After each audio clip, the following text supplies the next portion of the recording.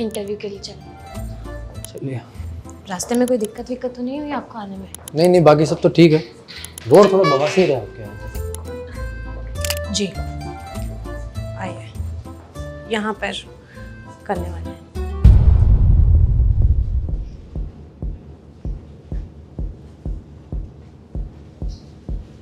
पत्रकार है ना? जी। क्या कहते हैं आपकी पढ़ाई को? मास कॉम।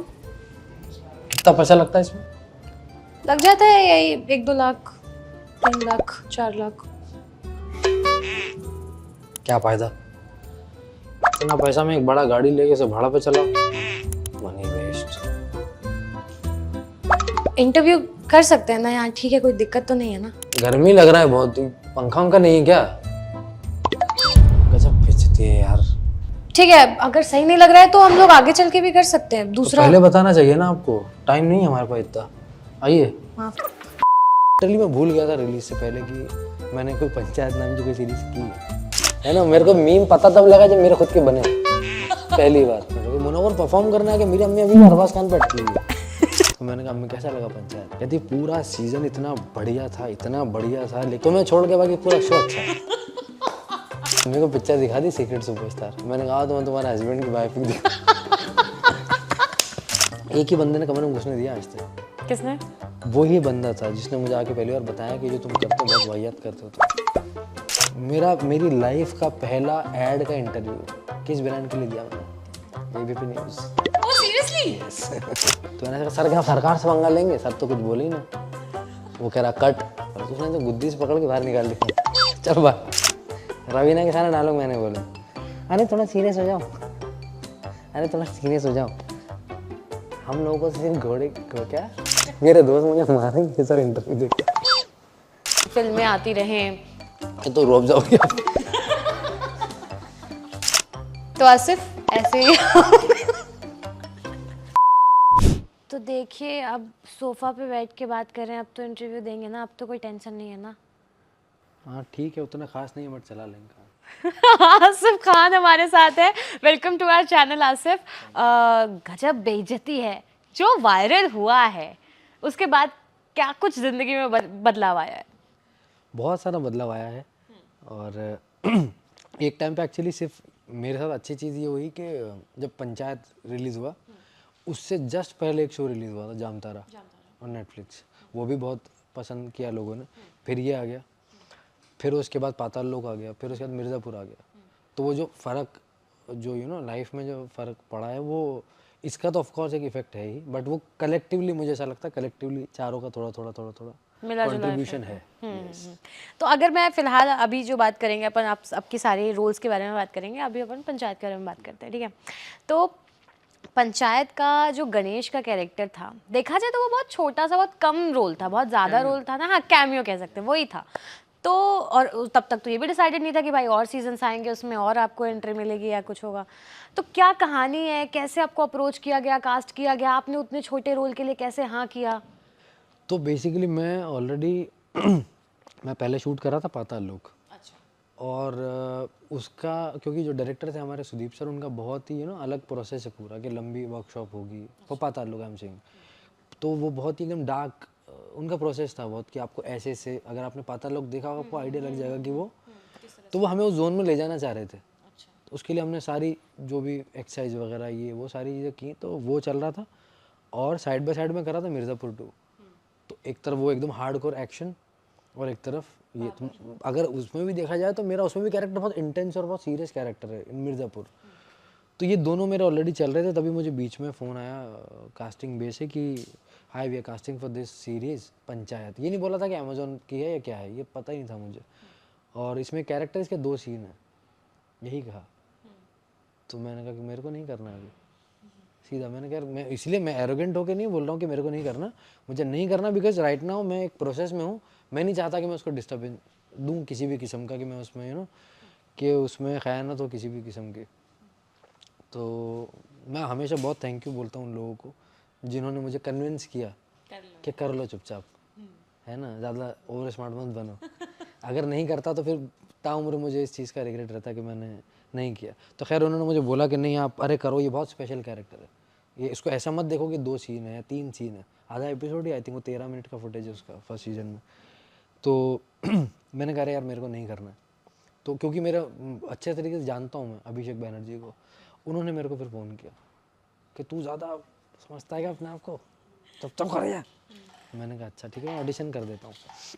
ऑडिशन जब मैं करने गया ना तो पीछे रूम था एक हमारे कास्टिंग बिग ऑफिस में, तो नवनीत ने मुझे ऐसा ऑरेंज कलर का वो बड़ा ही गंदे कपड़े का कोई सूती पड़ा हुआ पुराना खजेला वो साफा दे दिया मुझे, वो मैंने गुस्से गुस्से में बांध ली, तो मुझे और अंदर हाँ और कुड़न हो रही है उससे, और वो कोट भी पहनना था और गर्मी भी लग रही है और मेरा थोड़ा मन भी वैसा था किसी चीज़ को लेकर। हाँ तो मैंने बहुत उसको वैसा अनचाहे मन से दिया वो ऑडिशन, और वो जो क्या कहते हैं उसको चिड़चिड़ापन जो था ना वो अच्छा लग गया उनको, वही आपका प्लस पॉइंट वो मेरा प्लस पॉइंट बन गया। अब उन्होंने कॉल किया कि भाई ये तुमको जान, तो फिर अभिषेक सर ने मुझे समझाया कि यार देख अभी वो भी क्योंकि पाताल लोग साथ में शूट कर रहे थे, वो हथौड़ा त्यागी प्ले कर रहे थे, तो उन्होंने समझाया कि यार ये 2 दिन का ना थोड़ा रिलैक्स माइंड हो जाएगा तेरा, जा और चिल करके आ, कि टीवीएफ के सेट तुझे पता है कैसे होते। तो मैं बिल्कुल उस वाइब में गया था, मैंने कहा चलो ठीक है यार 2 दिन थोड़ा आराम देंगे खुद को। तो मैं गया, कभी मैं शूट करके, और लिटरली मैं भूल गया था रिलीज से पहले कि मैंने कोई पंचायत नाम की कोई सीरीज की है, कि ठीक है मैं तब तो दिमाग में था ना, नहीं अब तो 2-3 बड़ी बड़ी सीरीज मिल गई अब। मिर्जापुर कर रहे हैं आप, तो ये कर रहे हैं पंचायत का। हाँ हमको क्या मालूम था 2 सीन सब पे भारी पड़ेंगे इनको। हाँ ये तो है। तो वो जब करके आया तो लॉकडाउन में अप्रैल 1 को मेरी ये भतीजी उसका वो पैदा हुई और वो आईसीयू में थी, तो मैं हॉस्पिटल में था एक्चुअली जब 4 अप्रैल को, जब मुझे फ़ोन आने लगे लोगों के, तो आपको लगा कि विशेष मेरे को लगा कि हाँ, मेरे को फर्स्ट में तो लगा घर वालों के फ़ोन तो आ ही रहे थे, बॉम्बे से जब आने का हमको इंटरव्यू करना है आपको। मैंने कहा क्यों इंटरव्यू करना है, अभी तो पाताल लोग पंचायत तो आया, वो मिर्ज़ापुर तो आया नहीं, मैंने आपकी सीरीज़ है पंचायत। फिर मेरा डायरेक्टर का कॉल आया, फिर दोस्तों ने बताया कि अरे तुम्हारा मीम बहुत, मैं उससे पहले मीमे बोलता था, हम भी है ना, मेरे को मीम पता तब लगा जब मेरे खुद के बने पहली बार। तो फिर मुझे मैंने कहा अच्छा, तो धीरे धीरे खैर वो फिर 7-8 दिन बाद, हाँ जब रोज़ एक दिन में उस टाइम में 4 लॉकडाउन में तो थे हम, दिन भर क्या करें लूडो खेलने के अलावा, तो मैं इंस्टाग्राम लाइव पे इंटरव्यू देता था फिर पूरे टाइम। खूब इंटरव्यू दिए मैंने, एक दिन में 5-5 6-6। मज़ा आया होगा बहुत मज़ा आया। फिर लगा होगा ना कि कुछ बन गया है वैसा वाला। वर्चुअल क्या बोलते हैं उसका, फैन फॉलोइंग का बहुत मजे लिए मैंने। मजे लिए। अच्छा, और राजस्थान का वो लड़का फिर सेटिस्फाई होना शुरू हुआ जब पंचायत रिलीज हुई, जिसका सपना था कि हाँ जो एक्टिंग करे, पहले तो वेटर थे आई थिंक आप, उसके बाद फिर किसी तरीके से एक्टिंग में आए कि भाई हुनर भी होना चाहिए। मैंने देखा आपका वो जिसमें आपने बोला कि जिद तो थी ही पर हुनर भी होना ज़रूरी था, तो वो पंचायत के बाद आपको फील हुआ, या फिर कौन सा ऐसा प्रोजेक्ट था जिसके बाद आपको फील हुआ कि यार आप सी टू बी वेरी ऑनेस्ट, मैं मॉडेस्ट होकर नहीं बोल रहा हूँ, बट मेरे को ऐसा लगता है कि अभी तक वो कैरेक्टर नहीं आया मेरे पास, कि मुझे ऐसा लगता है कि ऑफ कोर्स हर as an actor, as a कुछ भी आप किसी भी आप XYZ प्रोफेशन में हो, अंदर से पूरी तरीके से इंसान जब मुतमईन तब होता है जब वो वाकई में उसने गोल सेट किया हुआ हो ना। मुझे लगता है ज़िंदगी भर गोल कभी पूरा होना नहीं चाहिए, आप जिस दिन सेटिस्फाइड हो गए तो फिर वो सीखने की और कुछ नया करने की जो होती है ना अंदर से एक जील, वो ख़त्म हो जाती है फिर। तो मुझे ऐसा लगता है कि वो कैरेक्टर अभी तक तो नहीं मैंने प्ले किया जो शायद जिसमें मेरा 100% पोटेंशियल जो है मुझे लगता है कि वो यूज़ होगा, तो अब आएगा। yes. अभी कुछ चीज़ें हैं पाइपलाइन पे? बहुत सा हाँ है, काफ़ी सारी हैं। सेलेक्टिव होकर के सोच रहे होंगे अब तो। हाँ मतलब अब एक सबसे जो अच्छी चीज़ है ना, लोग कहते हैं क्या बदलाव आया लाइफ में, बदलाव सबसे अच्छा ये आया कि मैं मना कर सकता हूँ कि मुझे, रॉबर्ट डिनीरो का एक कोट है ना कि किसी भी एक कलाकार का जो करियर है वो उसकी हाँ से ज़्यादा उसकी ना बनाती है। तो मैं बहुत बिलीव करता हूँ इस चीज़ में कि पहले क्या होता था कि कोई भी हम एज एन एक्टर हम ये बाद में सोचते हैं कि रोल अच्छा है, पहले सोचते हैं यार कि किराया कहाँ से भरेंगे, खाना कहाँ से खाएंगे। तो ये जो ज़रूरतें जो होती है ना हमेशा वो इंसान को आधा ले डूबती है कि चलो यार अभी कर लेते हैं, ये भी कर लेते हैं। मैंने बहुत किए ऐसे काम, मैं आपको ऐड वर्ड दिखाऊंगा बहुत सारे भी, जिसमें मैं पीछे कहीं लोटा लेके भाग रहा हूँ, कहीं मैं बस में ऐसे करके सो गया। तो वो इसीलिए हम करते थे कि किसी को पता भी ना लगे और हमारा महीने का हम खर्चा भी निकाल लें हम धीरे से।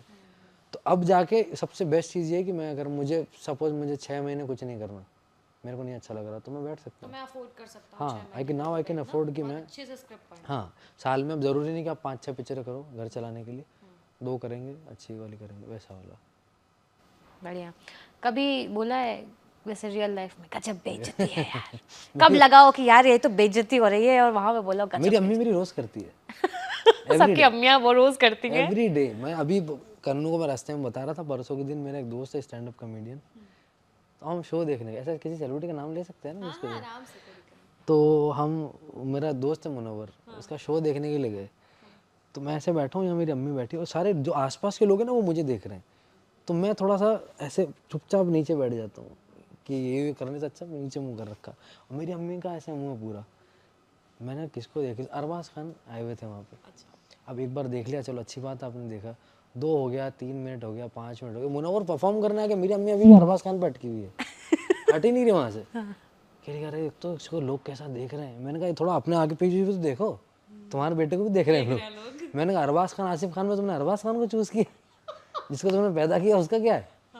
तो मेरी माँ मेरी ऐसी वाली बेइज्जती एवरीडे 2-4 दिन में ऑल्टरनेटिव डेज वो आपको उड़ने नहीं देंगी, वो आपको जमीन पे ही रखेंगी उड़ने नहीं हमेशा। देती मेरे को। सबकी मम्मियाँ ऐसी हैं, अभी फोन कर दो अभी। मेरी अम्मी को मैंने पूछा कि उन्होंने जामतारा नहीं देखा, चलाया था, और वो आते ही पहला बीप बीप आते ही बंद। पाता लोग में उनको पता था कि मैंने न्यूड सीन किया। उन्होंने कहा बिल्कुल घर में चलेगा ही नहीं। आपने कहा ये बात या उन्होंने कहा? उन्होंने कहा। अच्छा, उन्होंने कहा। हाँ कि, और रमजान में रिलीज हुआ था, मेरी अम्मी का नाम भी मत लेना। अस्तगफुरुल्लाह, अस्तगफुरुल्लाह। तो फिर उसके बाद मिर्ज़ापुर 2 पे भी उनको पता था कि, तो फिर मैंने पंचायत दिखाया उन्हें, and I was very excited कि फाइनली तो एक मैंने कुछ अच्छा किया जो दिखा सकते हैं। फैमिली शो किया। और सीरियसली मेरी माँ ने मुझे फ़ोन किया रात को, मैंने कहा अम्मी कैसा लगा पंचायत सीज़न 1? कहती पूरा सीज़न इतना बढ़िया था, लेकिन क्या है ना, तुम मानोगे नहीं गंद फैलाए बिना। तुम सिर्फ 15 मिनट के लिए आए हो और उसमें तुमने गाली है ये वो, तुम्हें छोड़ के बाकी पूरा शो अच्छा है। सच में? हाँ। तो मैंने कहा यार अम्मी वो तो मतलब वो सिचुएशन नहीं, इतना खुला बोलने की क्या जरूरत पड़ी तुम्हें, कुछ और बोल देते वहाँ पे हैं। और तुम्हारा बाप का जो कैरेक्टर प्ले कर रहा है वो भी बोले जा रहा है। तो अभी अम्मी को खुश करना बाकी है भाई। कोई ऐसा रोल अब आप मैं करें। सोच रहा हूँ कि अम्मी को वो अपना सूरत बढ़ जाती है, वो फिल्म करनी पड़ेगी मुझे। हाँ, प्रेम बनिए आप, प्रेम बनना प्रेम बनिए, विनोद बनिए, यही सब बनिए वो आप। कुछ करना पड़ेगा। सही है। तो जाम तारा की अगर बात करें, या फिर सबसे पहले प्रोजेक्ट, चलो बात करते हैं, आप जब मुंबई आए या मुंबई से पहले हीरो बनने की ख्वाहिश, एक्टर बनने की ख्वाहिश कब पैदा हुई? एक्टर बनने की ख्वाहिश मेरी पहली बार पैदा हुई जब मैं 2003 में, जब ये स्टैंड अप कॉमेडी शो आए इंडिया में नए, है ना, तो उनको देख के मैं बड़ा इंस्पायर हुआ कि यार ये एक नया आर्ट फॉर्म ही नया है मेरे लिए। हम फिल्में तो देखते हैं ना कि 50 कैरेक्टर घूम रहे हैं, लोकेशन है, ये हो, एक बंदा सूट वूट पहन के सामने खड़ा है, माइक खड़ा है, बस पूरी शादी दिखा दी उसने राजू श्रीवास्तव ने। तो मैंने ये करना है मुझे। तो वो जब करने लगा ना, तो क्या कहीं पे भी हर इंसान अप्रिसिएशन का भूखा है ना, हर इंसान को, हाँ, अटेंशन सबको चाहिए। आर्टिस्ट नहीं, आजकल सबको चाहिए। हर इंसान की फितरत है कि उसको अटेंशन किसी ना किसी से चाहिए। तो मुझे वो जब किया मैंने, अच्छा वो लोगों को अच्छा लगा, कुछ प्राइज वगैरह मिल गया, ये हो गया। ये आपने कहाँ पे किया? स्कूल, कॉलेज में? कॉलेज तो मैं गया ही नहीं कभी। अच्छा, वहाँ होम टाउन वैसे ही। हाँ, अच्छा। तो वहाँ पे लोकल कंपटीशन होता है, जो 31 पे हो गया, या फिर चित्तौड़ में किसी ने करवा दिया, और उदयपुर में हो गया, तो मैं फिर ऐसे जाने लगा आसपास। ये आप किस साल की बता रहे हो? 2003-4। 3-4 की। हाँ, अच्छा। 3-4 में कितना 20 साल हो गए, इतना मोटा हो गया होगा। नहीं तो कितनी साल की हो? मतलब मैं 12-13 साल का था उस टाइम। तो वो जब सारी चीज़ें होने लगी, तो तब मेरे दोस्त ने हल्की हल्की मुझे चाबी भरना शुरू की, अरे तेरे में है यार, वो तू कर लेगा। तो मुझे लेकिन वो हिम्मत जुटाने में, और मेरे अब्बा, वो मैं बिल्कुल फरान हूँ घर में कि अब्बा नहीं मानेंगे। तो मेरे अब्बा तो नहीं मानने वाले थे कभी। तो खैर फिर ये हुआ कि 2008 में मेरे अब्बा का इंतकाल हो गया। तो वो क्या चाहते थे कि आप क्या बने, क्या करें? वो चाहते थे कि मैं इंजीनियर बन जाऊँ। अच्छा। और इंजीनियर बनने के लिए 12वीं क्लास पास करनी पड़ती है। मेरी 10वीं भी नहीं हुई थी, और मुझे चांस भी नहीं लग रहा था कि ये होगी। तो उनका ये था कि इसको मैं पॉलिटेक्निक डिप्लोमा कराऊंगा। अच्छा। हाँ, और उससे भी अगर ये 10वीं भी पास नहीं हुआ तो ITI कराऊंगा उसे 8th बेस पे। लेकिन इसे कराऊंगा जरूर। मेरा अब्बा मुझे धमकी देते थे हमेशा कि कुछ नहीं करेगा ना तो देखना अन्नू मैं क्या करूंगा इसके साथ, इसे कुवैत भेजूंगा मैं, और इसे कुवैत भेजूंगा मैं, जब इसका शेख पासपोर्ट छीन लेगा ना फिर ये गाड़ी चलाएगा, ड्राइवर बनेगा, ड्राइवर। वो रोज मुझे यही कहते थे, मैं तुझे बता रहा हूँ ये कुछ नहीं कर सकता, ये मैं इसे कुवैत भेजूंगा, इसका पासपोर्ट छीनेगा शेख, फिर ये 5 साल गाड़ी चलाएगा वहाँ पे। ये धमकी होती थी घर में हमेशा मेरे लिए। तो खैर वो काफी धमकी भरे माहौल में जिए। हम सबका घर ऐसा ही है, सेम। मैंने एक दिन अम्मी को पिक्चर दिखा दी सीक्रेट सुपरस्टार, मैंने कहा तो मैं तुम्हारे हस्बैंड की बायोपिक दिखा। अरे बाप रे। तो फिर खैर वो 2008 में मेरे अब्बा का इंतकाल हो गया, तो सिचुएशन बहुत ज़्यादा चेंज हो गई उस टाइम लाइफ में। फिर कि मुझे काम भी करना पड़ रहा था उसके बाद, जो हाँ फाइनेंशियली बहुत ज़्यादा दिक्कतें थी। तो मैंने शुरू किया एयरटेल ऑफिस, हमारे यहाँ पे जो एयरटेल ऑफिस था, तो उसमें हम सिम खरीदते थे ना, तो हम फॉर्म नहीं फिलअप करते, सारे सारे रईस ज़्यादा होते हैं ना, आईडी ले ले भाई, जा रहे हैं हम सिम लेके, तो उसके लिए एक बंदा रखना पड़ता है जो हर दुकान दुकान जाएगा, आपकी आईडी और आपका वो कलेक्ट करेगा, फिर एक फॉर्म पे रखेगा, फिर आपकी सारी डिटेल डालेगा, फिर उसको शाम तक वो पूरा लेके वो कुरियर करके भिजवाएगा आपके डिस्ट्रिक्ट चित्तौड़। ये मेरा काम होता था। अच्छा, तो आप जाके लोगों से कलेक्ट करते थे? सारा कलेक्ट करके उसको पूरा इकट्ठा करके पूरा फॉर्म भर के सील ठप्पे उप्पे लगा के मेरा काम होता था वो करने का। लेकिन उसमें क्या वो बहुत पैसे बहुत कम मिलते थे उसमें। तो 2 साल तक मैंने इधर उधर टप्पे खाए, कभी ये कभी वो, कभी बीच में मैं एक बार वो भी करने चला गया। मेरे मामू स्टील फर्नीचर का काम करते थे, कलर। तो मैंने कहा मुझे सिखा दो यार, ये यही कर लूँगा मैं। तो मैंने कहा लेबरी वाले काम करा लो आप मुझसे, उठवा लो, ये करा लो, पैसे ज़्यादा दे देना थोड़े से। तो वो किया थोड़े टाइम। फाइनली फिर ये हुआ कि 2010 आते आते मेरे भाई की, बड़े वाले भाई की नौकरी नॉर्मल लग गई। तब तक मेरे साथ जेन्युइनली ऐसा हो गया था ना कि मेरा दम घुटने लग गया था। फिर मुझे ऐसा लगा था कि मैं मेरे ड्रीम से बहुत दूर जा रहा हूँ, जो करना चाहते हाँ मतलब 1-2 साल और नहीं किया तो नहीं कर पाऊंगा। फिर क्या, अब अगर अम्मी कहीं किसी कॉलेज में एडमिशन करा दिया, 2-2.5 लाख रुपये भर दिए, तो फिर मैं वो हिम्मत नहीं बनेगी। हाँ हिम्मत ही नहीं बनती फिर। तो उससे पहले पहले निकलना था। तो फिर मैं निकल के आया, फिर पहली बार बॉम्बे। तब मैं ऐसा था कि सिनेमा का मतलब शाहरुख खान, तो उन्हीं की मिमिक्री करता था मैं जहाँ भी जाता था ऑडिशन देने। हाँ अब तो तो नहीं होती मुझसे, अब तो मैं बहुत रियलिस्टिक एक्टर हो गया हूँ ना, अब मिमिक्री नहीं कर पाऊंगा। अब मैं मिमिक्री नहीं कर पाता। थोड़ी सी तो तो मैं, कोई भी मुझसे जब कहता था ना कि आप परफॉर्म करके दिखाओ, हालांकि वो 2 साल के अंदर जो 10 और 11 में जब रहा हूँ, जितना मुझे याद है, एक ही बंदे ने कमरे में घुसने दिया आज तक। किसने?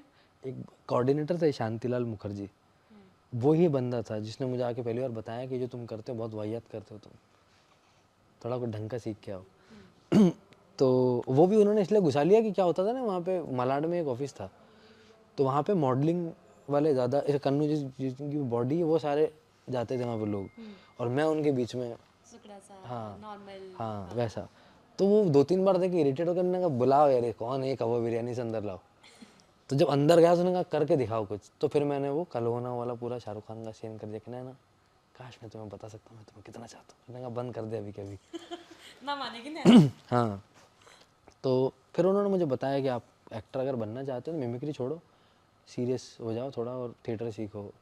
तुम्हारी शक्लें भी वैसी नहीं है, ना ही तुम कोई वाकई में किसी प्रोड्यूसर की औलाद भी नहीं हो, है ना ही तुम्हारे ऐसा कोई कि तुम पे कोई फिजिक ऐसी हो कि भाई, होता है ना कुछ रोल के तुम्हें फिजिक्स से मिल जाए। सपोज अगर कोई कास्टिंग चल रही है कि माइथोलॉजिकल किसी को चाहिए भीम, तो वो बन जाएगा।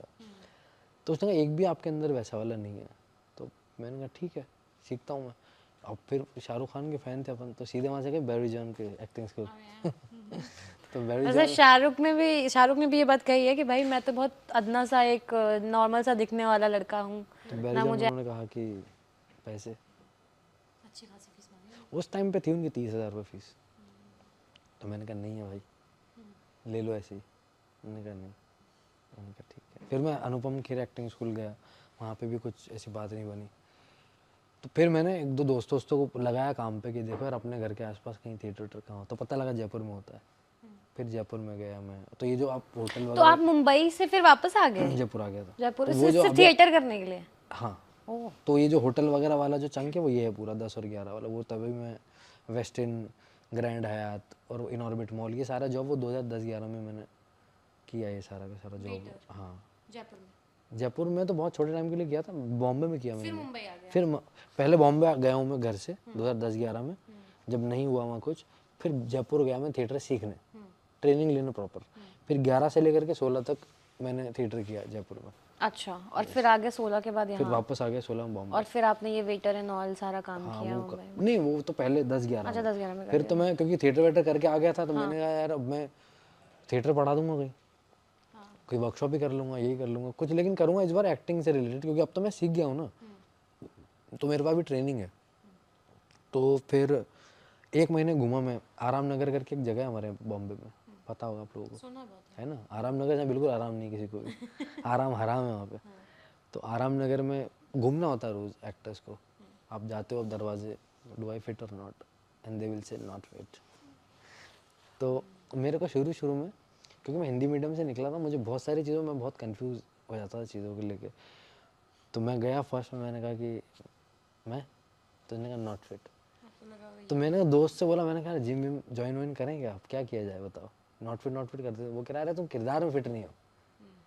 और ये हाँ ओ, मेरी लाइफ का पहला एड का इंटरव्यू किस ब्रांड के लिए दिया मैंने, ABP news. Oh, seriously? Yes ABP Knox?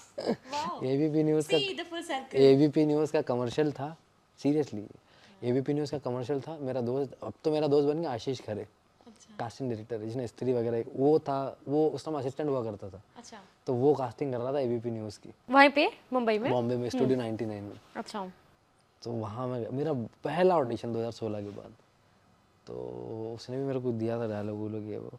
तो मेरे को एक चीज़ ना, पहले बॉम्बे में मैंने बहुत सारे एक्टर्स के, मनोज वाजपेयी के स्पेशली मैं इंटरव्यू बहुत देखता था। तो वो कहते थे यार कि हमारे जैसे जो कटे फटे मुँह वाले लोग हैं ना, उनको सिर्फ राम गोपाल वर्मा ही काम देता है। तो कंपनी नाम है उनका, उनकी कंपनी का नाम है कंपनी। अच्छा, तो उसके ऑफिस के बाहर गया मैं बहुत बार, उन्होंने भी रिजेक्ट, मतलब वो उन तक तो पहुंचा ही नहीं। मैं वही कहने वाली थी, उन तक बात पहुंची नहीं? उन तक तो बात ही नहीं पहुंची होगी ना, हम तो शुरू में उन तक पहुंचने के लिए भी तो बहुत सारे उन तक खड़े हैं बीच में, तो नहीं जाने दिया उन्होंने भी। फिर मैंने कहा अब कुछ काम ही कर लेते हैं, क्योंकि जो 8-10 हज़ार रुपये रख के लाए तो वो भी खत्म होने वाले हैं। फिर मैं एक दिन कास्टिंग के ऑफिस में घुस गया, अनमोल अभिषेक के पास। मैंने कहा भाई कास्टिंग करनी है। उन्होंने कहा क्या आता है तुम? मैंने कहा कि कंप्यूटर नहीं आता और अंग्रेजी नहीं आती, ये 2 चीज़ें नहीं आती, लेकिन कास्टिंग में इनकी कोई ज़रूरत नहीं है ना, आप इसके बिना भी काम कर सकते हो। हम हिंदी फिल्म इंडस्ट्री में काम कर रहे हैं, हॉलीवुड में थोड़ी कर रहे हैं। तो आप as an casting associate type का बनने के लिए इंटर्न लगा था मैं, कि मैं कास्टिंग करूंगा? हाँ कास्टिंग करूँगा, इंटर्न लगा था मैं। और मुझे जो पहला प्रोजेक्ट मिला वो एक इंटरनेशनल फिल्म थी, व्हाट विल पीपल से। हाँ, आदिल हुसैन सर की फिल्म थी वो। उसमें हालांकि बहुत एंड के किरदार बचे थे, तो उदयपुर से कास्टिंग होनी थी उसकी, मेरे होम टाउन के पास से। तो इसीलिए मुझे रख लिया गया था कि वहाँ के लोकल एक्टर की बताएगा, यू नो कौन कौन से क्या एक्टर है, ऐसा वैसा रखा।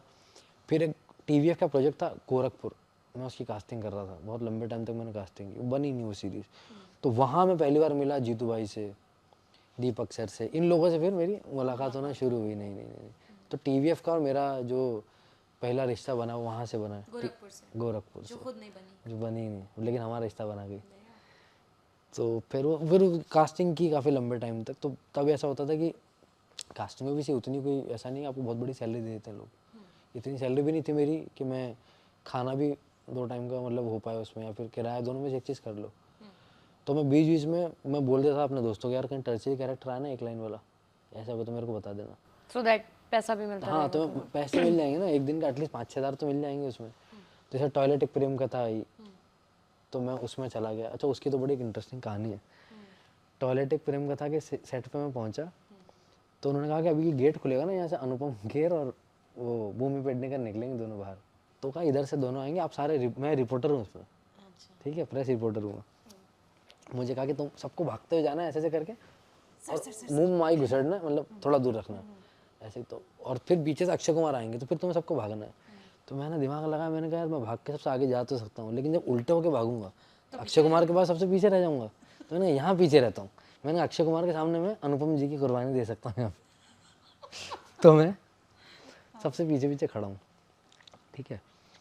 तो बोला एक्शन, तो वो ऐसे करके गए, सब लोग पीछे घूमे, अक्षय कुमार आ गए, अक्षय कुमार के पास चला गया। अब क्या वो कैमरा वो था, ऑन शोल्डर कैमरा था, और एक बंदा सा ना प्ले कार्ड लेके चल रहा है नीचे, जो डायरेक्ट दिखा रहा है। तो अक्षय सर ने चश्मा पहना हुआ है, तो मैं एकदम ही कहाँ घुसा हूँ जाके प्ले कार्ड वाले के सामने, और ऐसे माइक घुसड़ दिया। मेरी लाइन थी, सर क्या आप सरकार से पंगा लेंगे, ये मेरी एक लाइन थी। तो मैंने कहा सर क्या आप सरकार से पंगा लेंगे? सर तो कुछ बोले ही ना। वो कह रहा कट। मैंने कहा क्या हो गया यार, पता नहीं, अपन तो अच्छा ही कर रहे हैं। ऐसे 2-3 बार कट हो गया। तो जब चौथी बार मैं फिर वही सेम घुसा, मैंने कहा सर क्या आप सरकार से पंगा लेंगे, इसी के बाद कट हो रहा है हमेशा। तो अक्षय सर ने कुछ कान में बोला किसी गेडी, अरे ये लड़का बार बार सामने आ रहा है मेरे, पर्पल शर्ट वाला। तो उसने तो गुद्दी से पकड़ के बाहर निकाल दिया, चल बाहर बेटा, सरकार से तो तब पंगा लेंगे, तब तुम हटोगे। हाँ, पहले तुम अक्षय कुमार से पंगा मत लो। तो बाहर निकाल दिया, और मेरे तो पैरों से जमीन निकल गई। मतलब फिर वो आप फिल्म में आप नहीं आए? उन्होंने कोशिश की, मैं नहीं हार मानी, मैं रहूंगा।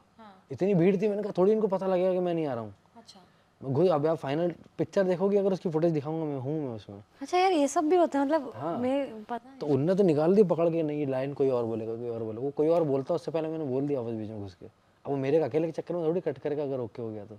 ओह। हाँ, मैंने कहा मैं खाली 6,000 लेने नहीं आया हूँ, मैंने कहा लाइन भी चाहिए मुझे। हाँ हाँ हाँ। तो वो बोली मैंने लाइन, फाइनली मेरी मेरे ही को लाइन दिखाना है, आप दिखाऊंगा अभी। तो वो हो गया, तो मेरे को लगा कि क्या कहते हैं, शायद अभी अगले दिन जाके बोलेंगे बहुत ही ख़राब कोई एक एक्टर आया था, मेरा करियर शुरू होने से पहले ही ख़त्म हो जाएगा। बाद में मुझे पता लगा इनको मेरा नाम भी पता नहीं होगा कि मैं कौन हूँ, मैं एग्जिस्ट भी करता हूँ कोई। फिर उसके बाद ऑलमोस्ट कितना 5-6 साल बाद हम लोग मिर्ज़ापुर 2 शूट कर रहे थे। देवेंद्र, अब अक्षय कुमार के बाजू में खड़े थे देवेंद्र भाई, उनके छोटे भाई प्ले कर रहे हैं फिल्म में। मैंने उनको बताया फिर बाद में कि सर ऐसा ऐसा कि मैंने ऐसा ऐसा हुआ था एक बार, ये हम जब मिर्ज़ापुर शूट करने लगे तो मैंने उनसे शेयर किया ये कि भाई ऐसे ऐसे करके ये हुआ था। उन्होंने कहा हाँ यार कुछ कुछ एक्टर कर देते हैं कभी। अच्छा नहीं, तो फिर आप वहाँ पर इंटर्न थे, इंटर्न के बाद आपने टॉयलेट वॉयलेट प्रेम कथा जो थी वो किया, और उसके बाद फिर आप वहाँ से इंटर्नशिप आपकी ओवर हो गई कास्टिंग नहीं से? इंटर्नशिप नहीं, फिर क्या हुआ कि मैं, हालांकि इंटर्नशिप में मैं लगा था थोड़े दिन में, मैं एसोसिएट बना दिया था उन्होंने मुझे, अच्छा। क्योंकि मैं जल्दी सीख गया काम करना। और इनका काम क्या होता है? Casting associates, casting intern, casting? Basically क्या है, तो एसोसिएट जो है ना वो सारा का सारा काम देखता है कि ऑप्शन, सबसे बड़ी चीज़ होती है ऑप्शन निकालना, नई फाइंड्स ढूंढना। एक कास्टिंग डायरेक्टर का काम तब बहुत ज़्यादा सराहनीय नहीं है जब उसने किसी नॉन एक्टर को कास्ट कर दिया, वो तो कोई भी कर लेगा। प्रोड्यूसर ही फ़ोन कर देगा ना। किसी प्रोड्यूसर को अगर एक बाप का कैरेक्टर जो गया, यार परेश जी से बात कर लो, परेश रावल परेश रावल सर, तो वो अनुपम खेर किसको सर। क्या नया कर दिया आपने? आप उस कैरेक्टर में कोई नया फाइंड ला रहे हो क्या ढूंढ के? फॉर एन एग्जाम्पल, आपने रेड देखी है अजय सर वाली? अजय देवगन, उनकी माँ का कैरेक्टर था, तो 92-93 ईयर ओल्ड चाहिए थी। तो एक है फारूक जाफर मैम, जिनका इंतकाल हो गया, जो गुलाबो सिताबों में बड़ा ज़बरदस्त कैरेक्टर था उनका। तो वो इकलौती एक्ट्रेस थी उस एज ग्रुप में, और उनकी तबीयत बहुत ज़्यादा ख़राब हो गई शूटिंग से पहले। अब मुझे कहा गया कि नहीं लाओ दादी ढूंढ के। मैंने कहा यार एक बात बताओ, 90 साल की कोई टैलेंटेड औरत है, तुम्हें क्यों लगता है वो घर बैठी होगी अभी तक? क्यों लगता है तुम्हें? कहीं ना कहीं तो दिखी होगी ना वो 25-30 फिल्मों में, तो है ही नहीं कोई। हम 2-3 लोगों को तो मैंने फ़ोन किया, कोई ऐड कि मैंने सर आपकी मम्मी जो, अरे बेटा थोड़ा लेट हो गया, आप 2 महीना पहले फ़ोन, ऐसे ऐसे लोगों ने बताया। फाइनली उनको पूरे जगह जगह शहर शहर घूम के भोपाल में मिली मुझे, हाँ, जो कास्ट हुई हैं उनका भी, वो भी चली गई अब। तो जब आप किसी बड़े प्रोमिनेंट कैरेक्टर में किसी नए एक्टर को लेके आते हो, सपोज स्कैम आया, तो स्कैम इतना बड़ा हिट क्यों हो गया भाई? क्योंकि नया एक्टर आया ना, ओटीटी में एक नया फेस आ गया। जैसे जयदीप भाई को लोग पहले जानते थे, तो पाताल लोक के बाद और ज़्यादा हो गया कि आपने एक प्रोटैगनिस्ट कैरेक्टर में आप एक नया आपने एक्टर सोचा। तो कास्टिंग डायरेक्टर का मेन काम मुझे ऐसा लगता है कि ये काम है। बात बहुत गहरी चली गई है। अच्छा, वापस आते हैं, शादी हो गई आपकी? नहीं हुई है? अगर होती है तो दामाद वाला जो गुण अभी आपके अंदर टीवीएफ ने डाल दिया है वो दिखाएंगे? हमसे किसी ने कहा ही नहीं। गजब बेइज्जती मैं है। बोल रहा हूँ, मैं अगर वो वाला गुण दिखाया, मेरे ख्याल में मैं पहला दूल्हा हूँगा, निकाह से 15 मिनट पहले तलाक होगा मेरा। वहीं भगाया जाएगा मुझे, मुंह पे जूता मार। पहले तो आपको देख करके ही बोलेंगे भैया पहले देख लो लड़के के अंदर सारे गुण सही हैं कि नहीं है। आपने प्रशांत भैया का कैरेक्टर भी प्ले किया देहाती लड़के में, है ना? जीवन में ऐसे प्रशांत भैया जैसे कैरेक्टर हैं कभी कोई? यार ऐसा कोई गाइड ना प्रशांत भैया तो नहीं, मतलब मैं, मतलब थ्रू आउट द लाइफ अगर एक बात करी जाए ना, मेरी लाइफ में वैसा आइडियल या बड़ा भाई वाला जो कैरेक्टर, वो खाली मेरी अम्मी है, जिन्होंने शुरू से थ्रू आउट मेरे साथ बहुत ऐसा रहा है कि मतलब उनका कॉन्फिडेंस ज़्यादा था मेरे को लेके, मेरे से ज़्यादा। कई बार अप्स एंड डाउन्स आते हैं जब लाइफ में ना, आपको लगता है कि अभी नहीं हो रहा यार, मतलब ये आज तो हद ही होगी, अब तो मैं नहीं कर पाऊँगा। तो वो टाइम पे भी मेरी अम्मी जैसे हमेशा ने कहती थी, जब मैं बिल्कुल ही नया नया करने गया था, और जब कभी किसी बात से बहुत ज़्यादा मायूस हो गया कि अब तो नहीं हो रहा, तो वो कह रहा है मेरा फेवरेट हीरो है तू, तू बहुत बड़ा हीरो बनेगा एक दिन। वो चीज़ मुझे इतना ज़्यादा पावर देती है ना कि यार इस औरत को कैसे लग सकता है ये। और अभी भी मुझे सबसे ज़्यादा किसी भी चीज़ में अगर वैलिडेशन चाहिए तो मेरी माँ से ही चाहिए। मुझे किसी और के वैलिडेशन से फ़र्क नहीं पड़ता कि मेरे बारे में इसने अच्छा बोल दिया या इसने बहुत बुरा बोल दिया, नहीं, मेरी माँ की क्या राय है मेरे बारे में। अगर वो किसी दिन ये बोल दें कि यार ये हाथ से निकल गया हमारे, तो शायद मेरे लिए लानत वाली बात है वो, कि ये नहीं होना चाहिए था। बाकी तो और क्या ही मैटर करते हैं लोग। अब आपको एक लाइन बोलेंगे, शायद इससे हो सकता है कि आपको आपके सेट के कुछ बीटीएस याद आ जाएं। वो पहाड़ देख रहे हैं, वो ज़मीन देख रहे हैं, वो ज़मीन रवीना के पापा की है। हाँ वो बोलती है पहाड़ देख रहे हैं, ये देख रहे हैं, ये हमारे पापा का है। पापा की हाँ एकदम हम खरीद लेंगे, दहेज में खरीद देंगे लेंगे आपको। इसको, हाँ। हाँ तो ऐसे और कुछ है मेमोरी वगैरह बहुत पंचायत उस गाड़ी में हमको एक्चुअली एक दिन बोला कि वो करो, क्या कहते हैं, क्यूज दो, तो उसका बीटीएस बहुत ज़बरदस्त, मतलब मैंने होता है ना कि 4 लोग हैं तो एक एक की सीट निकलेगी ना, वो कैमरामैन बैठेगा उसकी जगह पे, और मैं तो ड्राइवर था, मैंने कहा मैं तो हर टेक में रहना पड़ेगा। तो जैसे रवीना गई, अब मैं रवीना की आवाज़ में ही बात करता था फिर ऐसे, रवीना के सारे डायलॉग मैंने बोले, फिर सानवी का उतरी तो सानवी की आवाज़ में मैंने बात की, फिर जीतू है। तो मैं सबके, हाँ यही किया मैंने, सबके क्यूज मैंने दी, पूरा गाड़ी वाला जो है उन सबको, लड़की के लड़के के सबकी आवाज़ें बदल बदल के अंदर, मैंने जो डायलॉग याद नहीं आ रहा भी अंदर क्या क्या बातचीत हुई थी। अरे अरे थोड़ा सीरियस हो जाओ, अरे थोड़ा सीरियस हो जाओ, हम लोगों को सिर्फ घोड़े क्या, क्योंकि इस डायलॉग में खुद भी अटकी थी 25 बार। मतलब मजा रहा है पूरा शूट जो रहा है वो अरे फन। घोड़े के लिए क्या था, अरे ए थोड़ा सीरियस हो जाओ, हमें तो सिर्फ घोड़े के लिए गाड़ी का इंतजाम करना है, अंदर तुम लोगों को जाना है। तो मतलब ये अब मैं जब मैं मेरे दोस्त मुझे मारेंगे सर इंटरव्यू देख के। ओके सीरियस हो जाते हैं। तो आसिफ, बात करके आपसे बहुत अच्छा लगा, और ऐसे ही आपकी सीरीज़ आते रहें, आपको आपके मन चाहे रोल मिलते रहें, और आप खूब खूब खूब खूब खूब उन्नति करते रहें। और आपसे बात करके सीरियसली बहुत अच्छा लगा। Thank you for giving your time.